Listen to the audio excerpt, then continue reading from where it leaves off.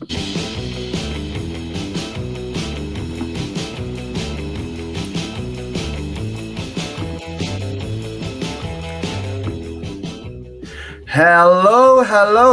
and welcome to the Full Quota Podcast. My name is Mpomutwani, and you are listening to South Africa's soon-to-be #1 cricketing podcast, also known as the Full Quota Podcast. I've got Wahid here on with Tepo as well, and we are discussing the first test between the West Indies and South Africa. Will be reviewing that. We'll also be we're previewing the second test. And so we're going to be going through all of that. But the usual suspects on the show, you've got the usual suspects on the show, the birthday game and the full quota quiz will also be available in this show. Before we do anything, remember, follow us on all these platforms. You can interact with us on all these platforms. We've got live cricket happening, so please do follow us, like and subscribe to the YouTube channel because that's where we'll be broadcasting a lot on there. But remember that the next test, the second test, this thing takes a while to load, if it wants to load.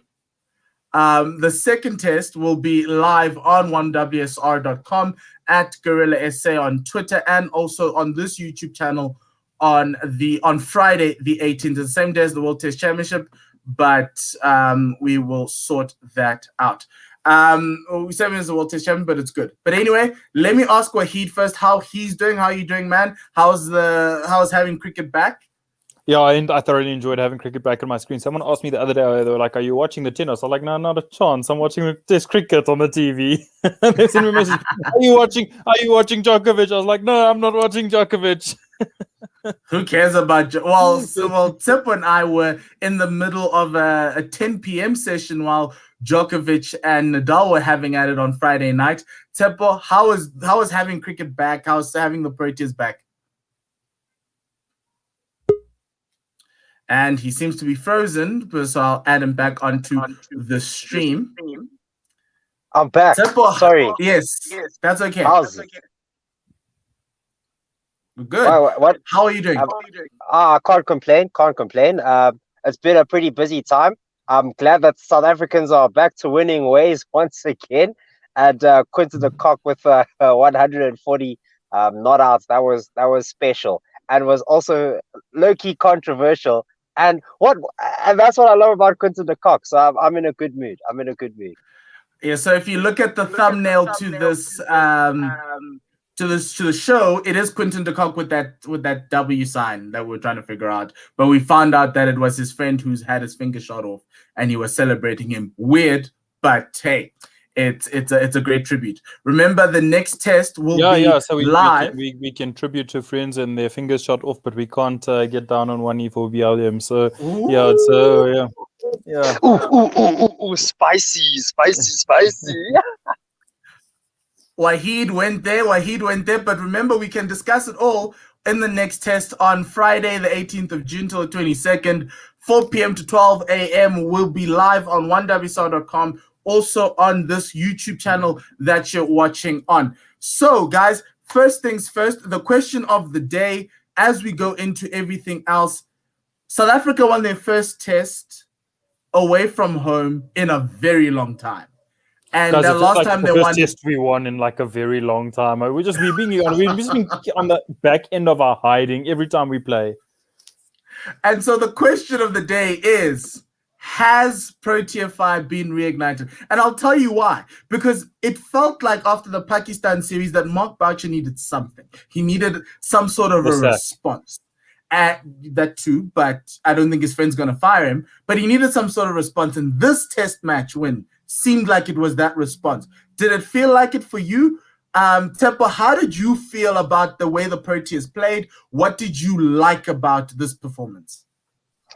Oh, it was an absolutely dominating performance with the ball at first. I think the bowling is what set the tone for the way we went about this. We didn't sort of bully them. We bullied them to a score below 3 digits. And after that, we just bullied them with a score over 300. Was that like our first?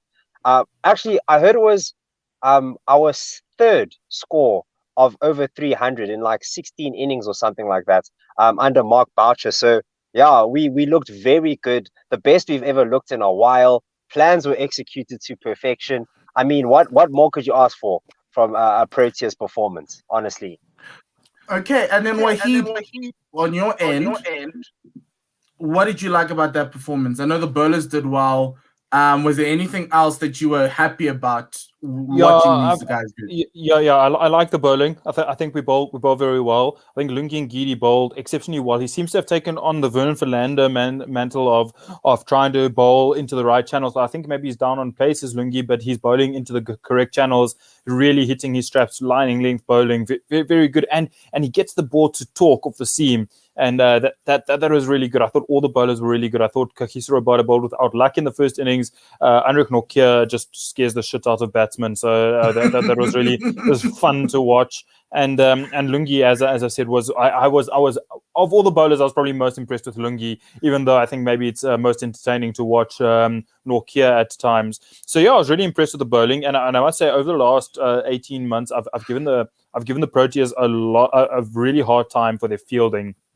I thought that the fielding was below par, well below par, especially considering that we are a nation that pride ourselves on good fielding. I think we're one of those countries like Australia and New Zealand who really, really pride ourselves in that department. And I think it really took a battering in the last 18 months. And I thought that it was a lot better in this game. And I think it's headed in the right direction. What I didn't like was the batting. I don't share Tsepo's sentiments about the batting. I thought it was below par. I thought that we needed a rescue act from Quinton de Kock down the order once again. And the top order didn't fire. The top order didn't fire. Once again, that opening partnership. It seems to be either Algar bats or Markram bats. It doesn't seem to be that they're able to bat together. The debutants were lacking a little bit of application. Rassie van der Dussen is a batsman who I think is maybe struggling to decide whether he's an ODI batsman or a test batsman, because when he comes into the test arena, I find that what he struggles with is the pacing of an innings. He doesn't quite get it right. He sort of bogs himself down into a shell and then gets himself out, and we've seen that time and time again where he doesn't quite pace the innings correctly. So I wasn't too impressed with the batting, I must be honest. I think Quinton de Kock bailed us out at the end there with a quite splendid, magnificent knock. Markram was good. Let's not take away from that. He was actually quite excellent. But yeah, overall, I wasn't happy with the batting. So I agree with you on that, and Tip, I'm going to come to you. I can see you, but I've also got to add something in here. So my biggest issue with the batting was a couple of the young guys and a lot of the guys were taking off-stump guards, trying to play leg side of the ball. But the problem with that is you tend to fall over, and their heads were falling over. Keegan Peterson getting caught in the slips. A lot of the batsmen, even Rassie van der Dussen, you kind of felt that they didn't understand. They didn't know how to deal with balls in that fourth, fifth stump channel. Whereas I think Quinton being left-handed made it a little bit easier for himself because everyone was trying to get the ball into him with the swing. So that was my first note with the batting. The other thing about Rassie that I have an issue with is his strike rate. It was very slow. It was slower than we normally used to. Yes, it's his first time in the West Indies, and it was everyone's first time in the West Indies. But there was a point where we needed to pull the game away. In that second morning, and he kind of was the stall. But obviously on the other end, Quinton can bat, does whatever he wants, nobody cares, and he gets the runs and he bats very quickly. But Rassie, that was the pace of the innings, as you were saying, was a struggle to see, and so that's something that needs to be fixed. I don't know if it will be fixed. The good thing I loved about the batting. Sorry to jump in there, Paul. I find sometimes with Rassie, the issue isn't just his own pacing, because when you play the game, yes, you're playing yourself. It's an individual game within a team sport, and sometimes you do get bogged down and you eat up balls, and it's Test cricket, and we understand that. But I feel like over Rassie's career so far, he's shown the struggle to pace a test innings, which he doesn't struggle with in ODI cricket. And sometimes that, for me, is putting pressure on his partner. And I often feel like the partner is getting out because of Rassie's pacing of the innings. So it really is, he's a talented player. It's something he can work on. He needs to learn how to pace a test match innings. No, true, and I'm with you that I'm going to go to Teppo now because so one thing I loved from a fielding perspective was the captaincy decisions. Whenever Dean Alga made a decision, it seemed to work. Apart from that one over of Keshav Maharaj after the first hour, and we were all like, "What are you doing?" Tip and I were on air together. We were like, "What is going on here?" So Teppo, here's your time for your rebuttal to Wahid. Yeah. What do you disagree? No, guys, come on. Rashid Van der Dussen scores 46 and we're like, oh, well, you know what? I'm not impressed with the pacing of his innings. He was the third highest run scorer in that test. Guys, that pitch was destroying batsmen's lives. They didn't know where it was going to bounce. There was variable bounce all over the show. Everyone was having a fat jaw with the Duke's ball. That was a pitch for bowling. Look at the West Indies lineup. Look at that score. Guys, you cannot say that is all down to the quality of the South African bowlers. Guys, that pitch was a struggle. And to get those runs, you had to struggle. We saw that. And the people that got runs, except Quinton de Kock, who was dropped, let's not forget, multiple times, Nochal. He was dropped multiple times. So for me, in terms of the pacing of the innings, yes, on a different pitch, if this was the high fault where you're supposed to be scoring runs like it's a game, different story. But here we needed people to stay in. And the way he paced his innings, I think, was just right. I mean, okay, he was yeah. Let me ask you this.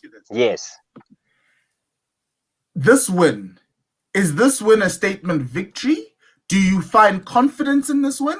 Or do you think that this team, and this is my one worry, is that I feel in tighter situations, in matches where it's tighter, for instance, if West Indies had scored 200, we would struggle to beat them. We might end up beating them, but it would be a struggle. Do you think that this game kind of showed you that this team was on a path to winning, or we're going to see something else if the West Indies somehow find a way to bat better?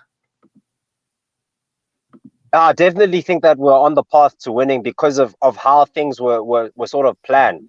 It seemed that there would be someone that would be the aggressor and someone that would be, just staying there to preserve the wickets, to try to build partnerships. And that's what Rassie van der Dussen and Aiden Markram and Quinton de Kock did throughout their innings.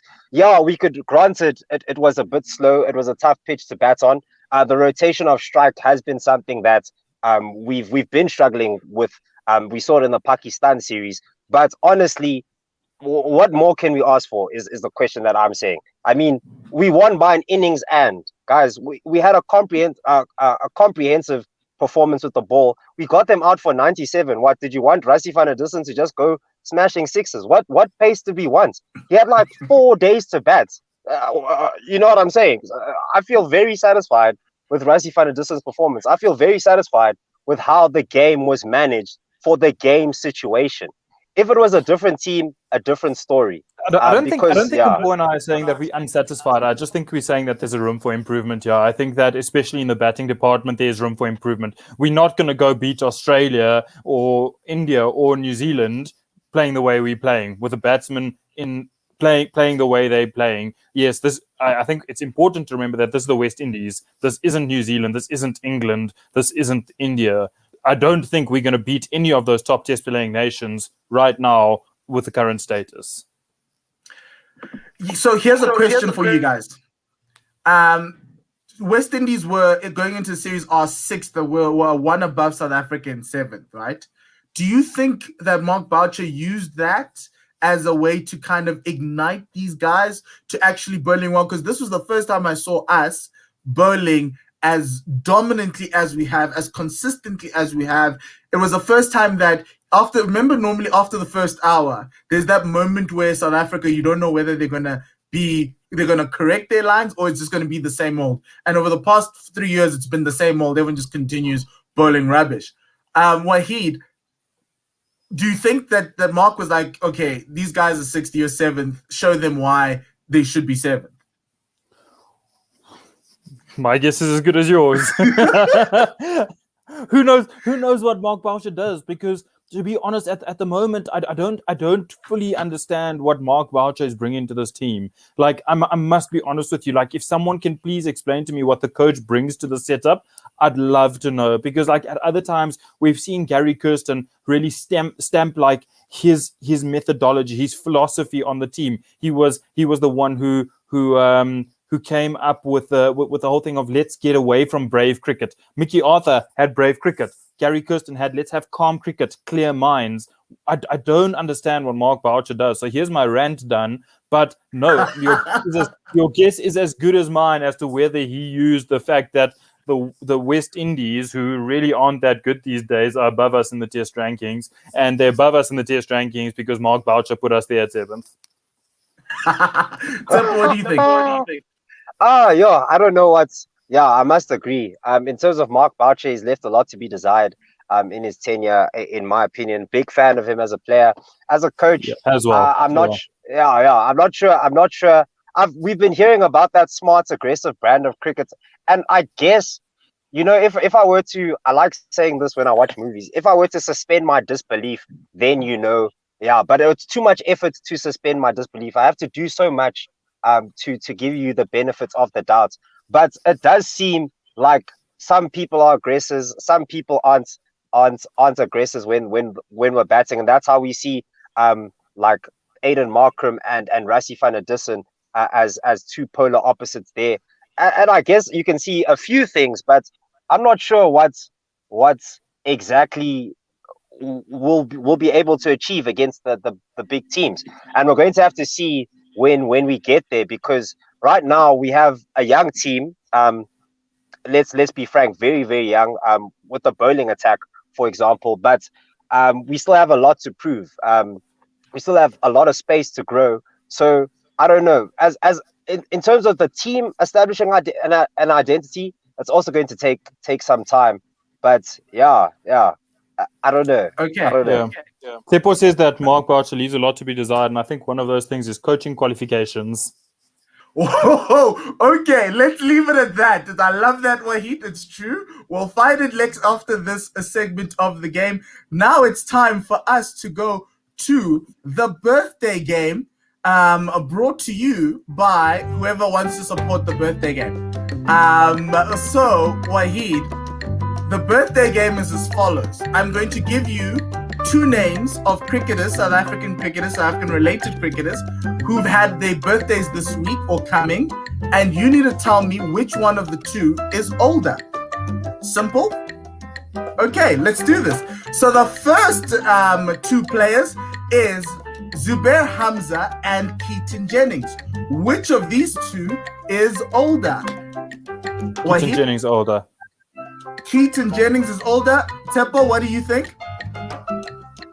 I'm going to go with Hamza. Okay, so the winner of this round is Keaton Jennings. He is 29 years old, born in 1992. So one point when we to were Wahid.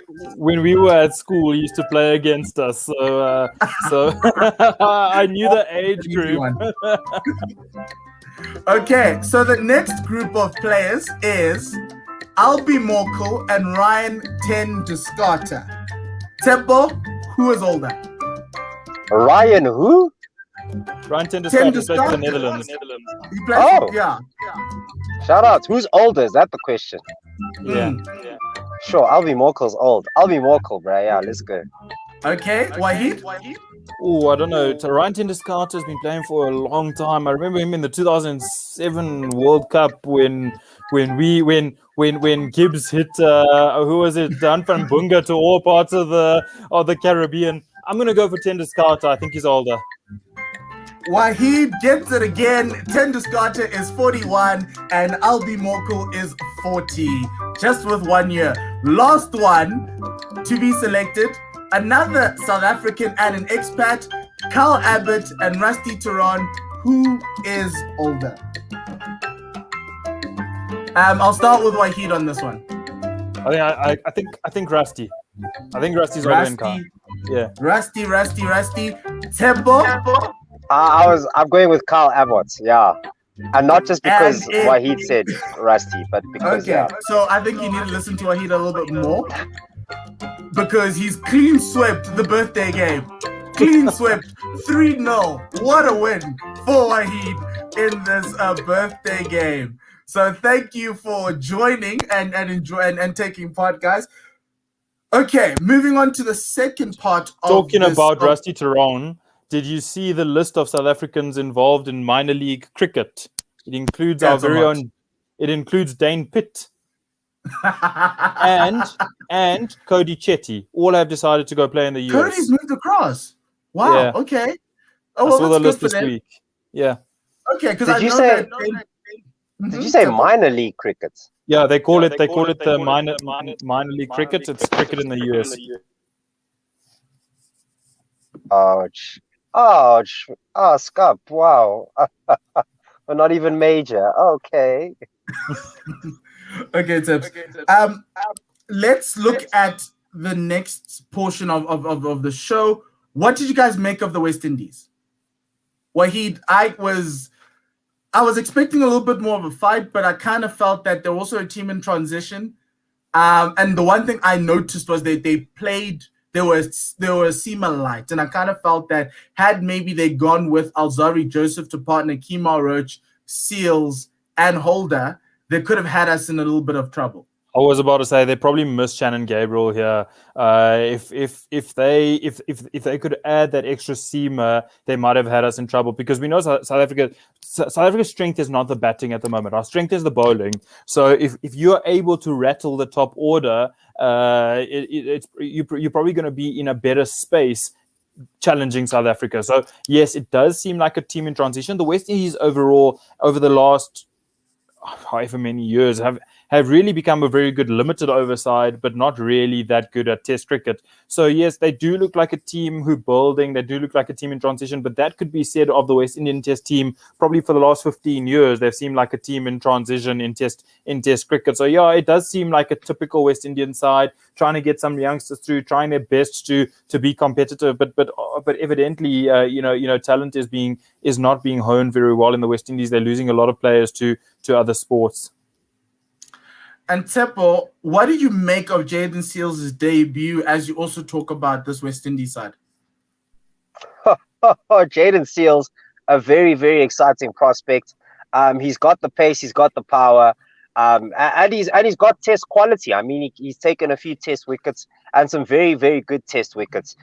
So he's an exciting prospect.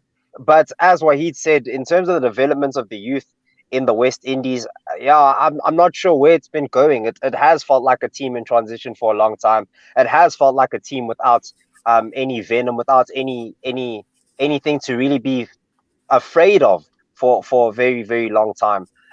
So just even looking at our victory as the South Africans, you're like, yes, good win, but I mean that was expected. But it's the West Indies.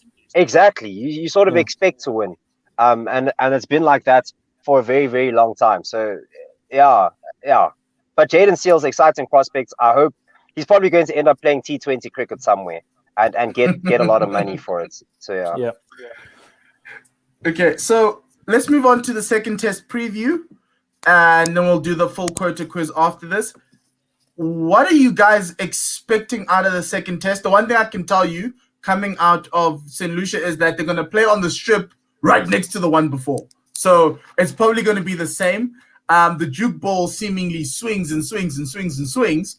But I'm going to start with Tsepo. Are you expecting any changes out of either sides? And also, what do you expect to happen as the game unfolds?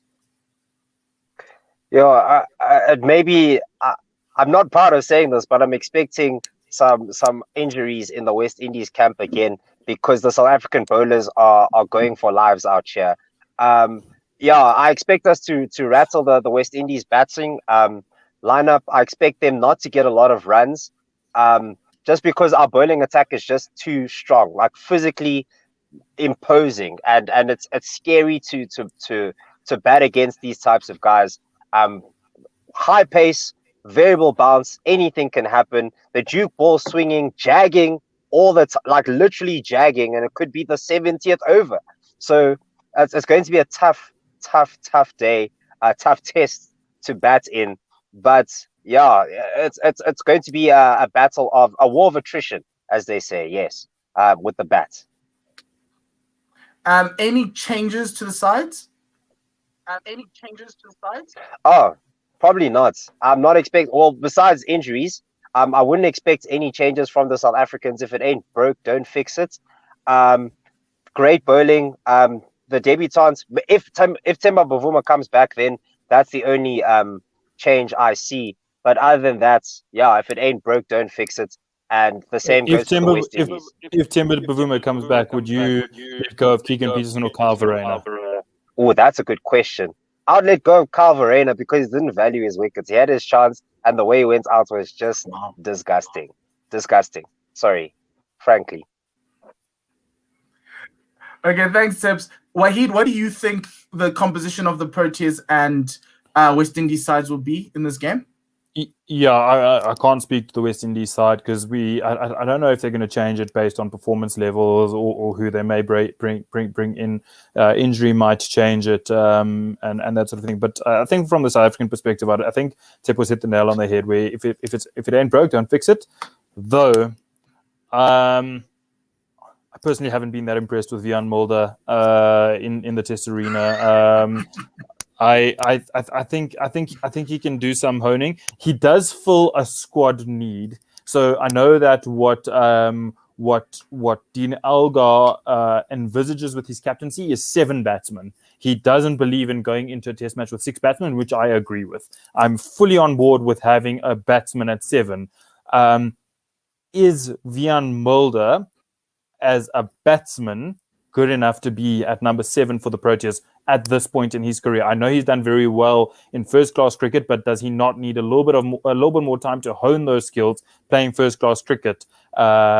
He needs to be the type of player that if there's a top order collapse can resurrect an innings. And at the moment, what he seems to me is he's got a 20 or 30 or 40 in him, but is he going to get me a Test match 100? And at this point, I'm not sure that he's honed his skills and he's ready for that. Who do you bring in who'd be able to fill the squad position that he fills? Because we need a batsman there. And if we play a specialist batsman at 7, it's going to leave us a little bit short in the bowling department. The only other player that comes to mind is George Linder, who I'd suspect is actually a little bit better with a bat than maybe Vian Mulder is. And he's an excellent bowler. But the problem is that are we looking at a pitch there where we want to go in with two spinners? So that's the question that you have to ask yourself. And I think the big question in the side is around that number 7 position, because I mean it's probably stemming back to Jacques Kallis's retirement, where we've been either a batsman short or a bowler short whenever we're going into a test match. And I think AB de Villiers solved that problem for a while by taking the gloves, but now we're back into that problem and we're not sure how to solve it. And Vian Mulder seems to be the solution at the moment, but we're asking him to grow in the test side, and we haven't given him maybe enough time to develop in the first class game. So yeah, that's my take on it. The other one, I would go the other way around. I'd drop Keegan Peterson and keep in Verreynne. I probably think that Verreynne has a longer time at the top, and I think he's proven himself in first class cricket. I think he's the highest average ever with a minimum of I think 3,000 runs in South African first class cricket before making his debut. So I think that he probably is more of a longevity player going into the future, and I think that Verreynne, might be one of the solutions in getting that 7th batsman into the side, because it could allow Quinton de Kock one day to maybe play as a specialist batsman. So I think it might be a bit of a trick where we can allow Verreynne to play in that 7th position as a wicketkeeper batsman. So I think that's where my thinking is the problem position in the South African side is probably around that 7th spot. Yeah, I think you hit the nail on the head. And also what the West Indies tried to do in this game was what you were saying. Craig Brathwaite wanted 7, actually 8 batsmen with Jason Holder, and he managed to end up getting themselves in a bit of a spot of bother because they were a seamer short. And so I think the one change they'll make outside of Nkrumah Bonner, who's got the concussion, and possibly, I don't know if Joshua De Silva will be fit enough to keep, but they've got Shy Hope. but they've only got one extra batsman in that squad of 13. That's Darren Bravo. So I wouldn't be surprised seeing Darren Bravo come in if Josh Da Silva's injured. I'm a big fan of Darren Bravo. I think he's a really same. I don't know why he's not playing. He looks so classy when he plays. He looks like Brian Lara, but somehow just not hasn't hit the straps, or the selectors don't like him. So I wouldn't be surprised seeing Darren Bravo come in. Obviously, Kieran Powell is the concussion substitute, but the one change I would make is Rakeem Cornwall is out for me because Roston Chase scored 60 and he can bowl spin. So Rakeem Cornwall is dropped for Alzari Joseph.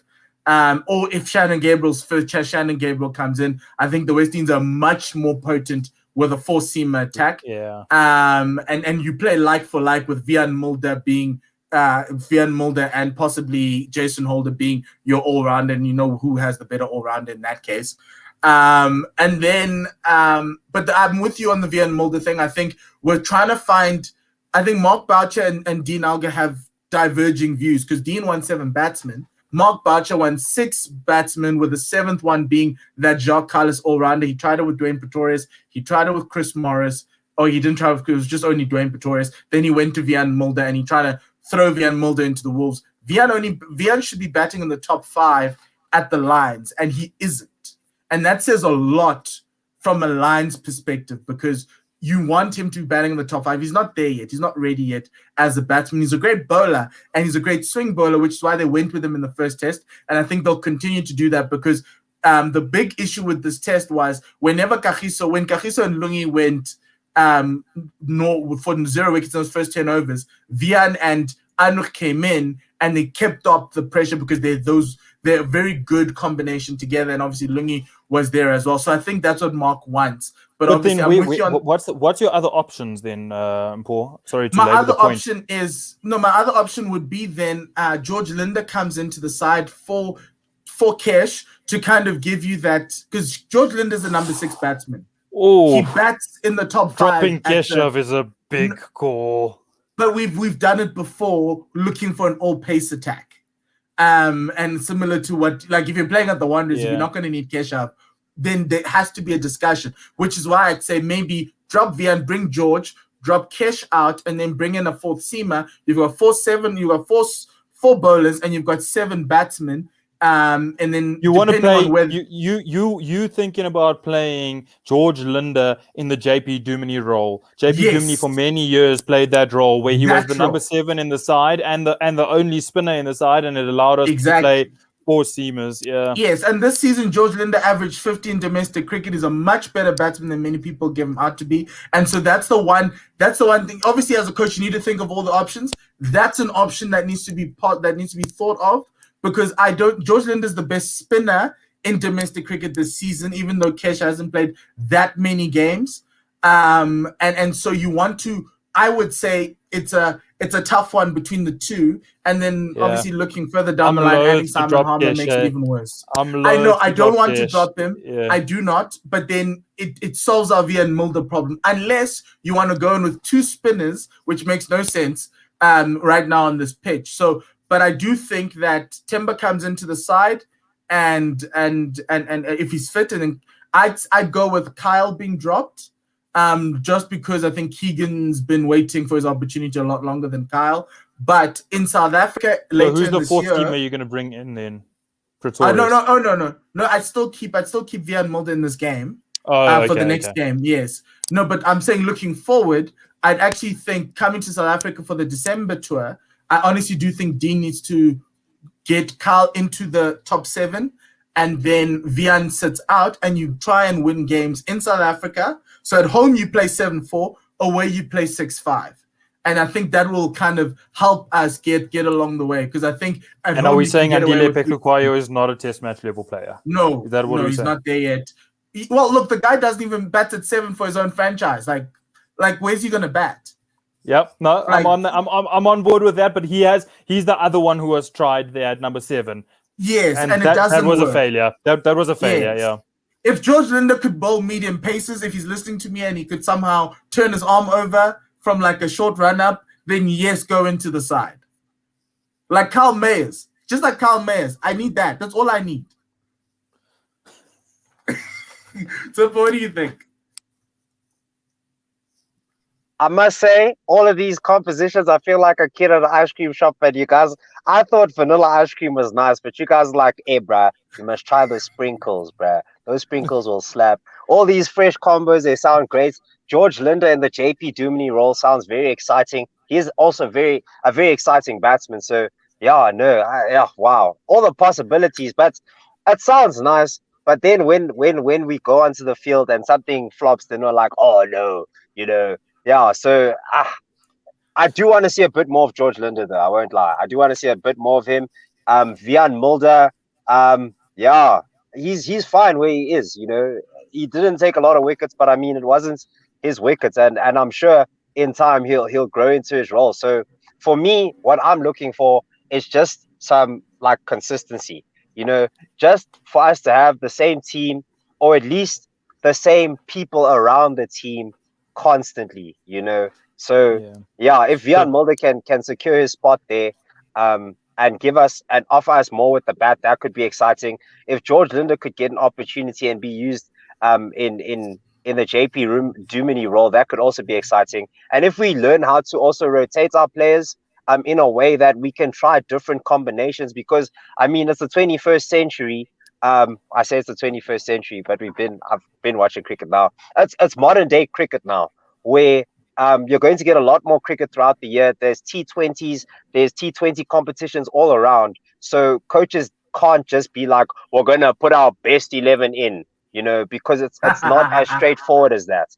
So yeah, I think we need to be thinking about these things. So yeah, you know, you're talking about wonderful like ice cream combinations, and the problem is you've got a coach who walks into Haagen-Dazs and goes, I'll have a McDonald's vanilla soft serve, thank you.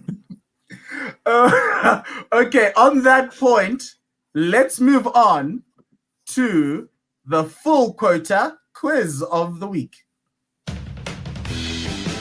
As I try find my bearings. Yo, I didn't study. It's fine. You don't need to study for this one. So what we're doing here, Wahid, is I'm going to ask you. There are 6 questions. You're going to select a number between 1 and 6. I'm going to ask you a question, just like the birthday game, but this time not higher or lower. I'll ask you a question. If you get it right, you get a point. If you get 2 points, if you get it wrong, Tepo has the ability to get it right, and if he does, he gets 1 point. And that's what we're going to do for the 6 questions to close out the show. Okay, Wahid, since you're the guest, or it's your first time here, what number do you want between 1 and 6? Let's go with 3. Jacques Ellis's number, my favorite cricketer of all time. Okay, so question number 3 for you is, it's been 33 innings since Kagiso Rabada has taken a test fifer.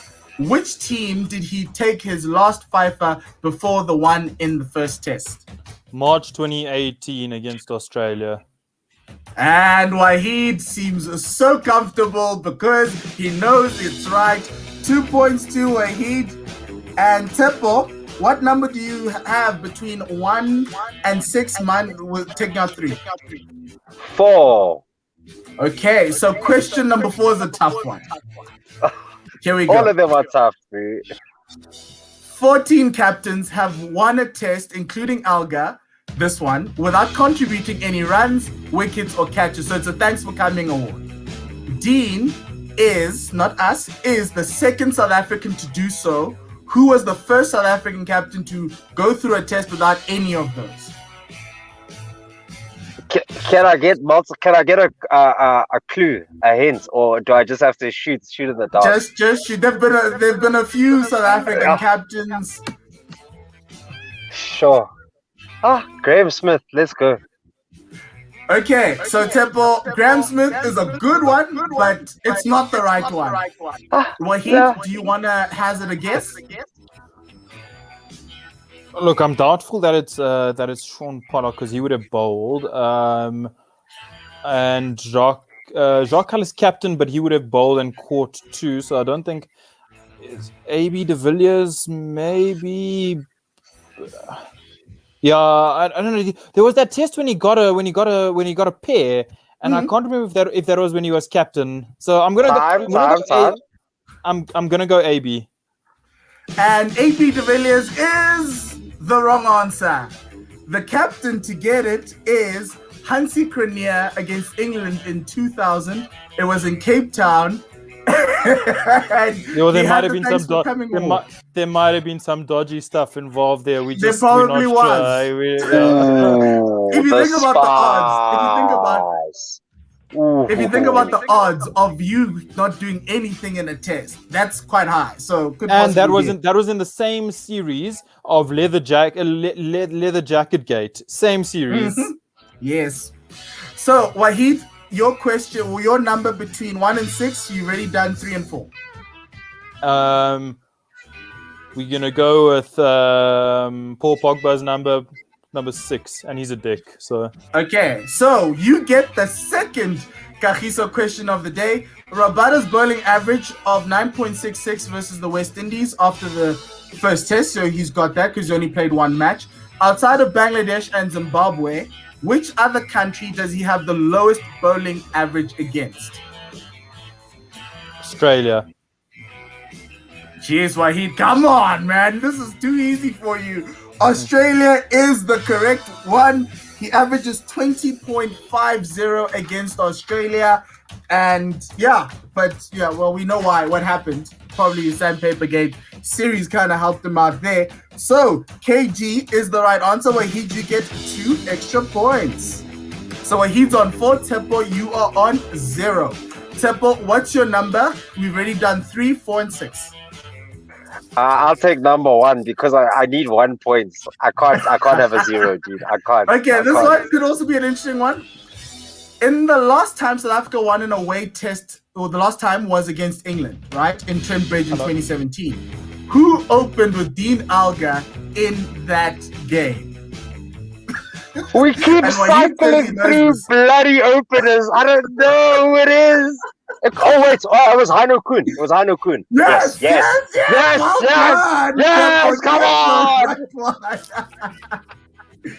So I looked at the scorecard yesterday. Vern got a 50 in the first innings and a 40 odd in the second innings. He batted us into a winning position there. Oh yes, that was one of the few Vern masterclasses with the bat and the ball. So Wahid, last question for you. You can pull it away and probably win the entire game, or you can bring Tepo in by not getting this one right. So we've gone through 1, we've gone through 3, we've gone through 4, and we've gone through 6. So we've got 2 and 5 left. What's your number? Let's go with 2. Okay, this one is about South Africa's great catching in this game. South Africa created 14 chances in this test, catching chances in this test. How many did they actually take? And in case you didn't know, it's a number between 1 and 14. 12. 12 is a good guess, but it's not correct. Tepo, 11. Tepo goes down, and Tepo is still wrong. He can't get the 1 because the number 4. That was at him. Yeah. No. This man is a wicket keeper and touched his hand, bro. What do you mean it wasn't what he was there for? What is the fielder not there to catch? He's there to pull into him. Well, he's there to take catches, quite frankly, and take us to number. That's where I'm full stop.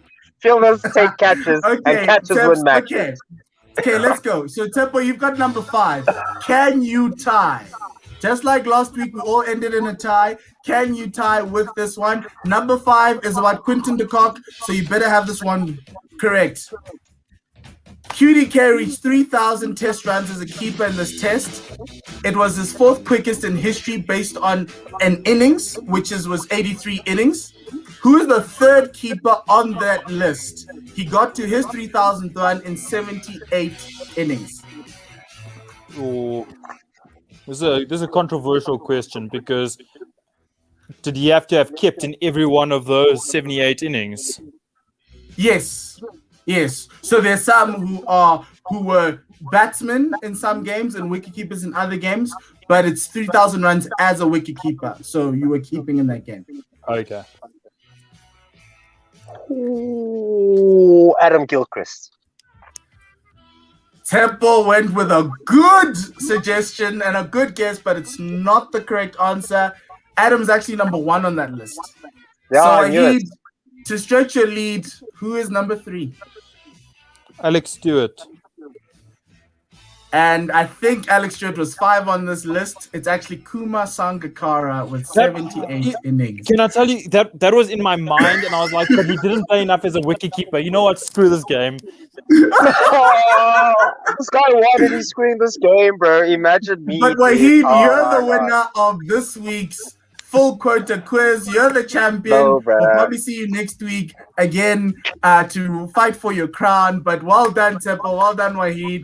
And that brings us to the end of the show. Gents, do you have any final words for this test match? Is there anything you want us to watch out for in this test match? Any nuggets that you want the people to watch out for? Yes, my Instagram account at @ProteaFire_ZA. Yes, This is let's how you find get so that. many followers. Yes, Bro. This is how please you do it. follow him on Quota Fire. Some great pictures on Instagram. Incredible pictures on Instagram. And some incredible titles. What was your Rabada one? Just relentless Rabada. Nah, the Ngidi one was the best one, bro. Lambo Ngidi. Okay, so Temple, what do you want to watch out for in this test? I don't know. I know. I want you guys to watch out for the late night shift on One World Sports Radio, because let me tell you, it's a vibe. If you want to watch some cricket and you want to have a vibe on the late shift, pull through to oneworldsportsradio.com, homies. Oh, it's 1WSR, sorry. 1WSR. Yes, 1WSR.com. Yes, sir. So, yes, sir. So echoing Tempo, what Tempo's sentiment is, remember the next test will be live on 1WSR.com, also One World Sports Radio YouTube channel from the 18th to the 22nd of June, 4 p.m. to 12 a.m. Don't watch the World Test Championship. Watch or listen to us. We don't bring you the live pictures. We're a radio service, so please do support us. Alternative commentary. We've got jingles. We've got all the things. We've got Wahid starting off, opening the bowling for us. We've got Tempo and myself closing out the day. So it's going to be really good. Please do like and subscribe and follow us on the YouTube channel. Also, tweet into us. We read out your tweets on Twitter, and also comments on Facebook. So for this week, that's it for the Full Quota podcast. Thank you very much, Wahid and Tempo. Till next week, please do follow us. We're going to do this weekly, Tuesdays, 4:30 p.m. Please do lock it in. And yeah, that's it. Thank you very much. Have a great week. Enjoy the World Test Championship, but most importantly, enjoy that second test between South Africa and the West Indies. Until then, it's goodbye and it's good night. Le sale, kaka.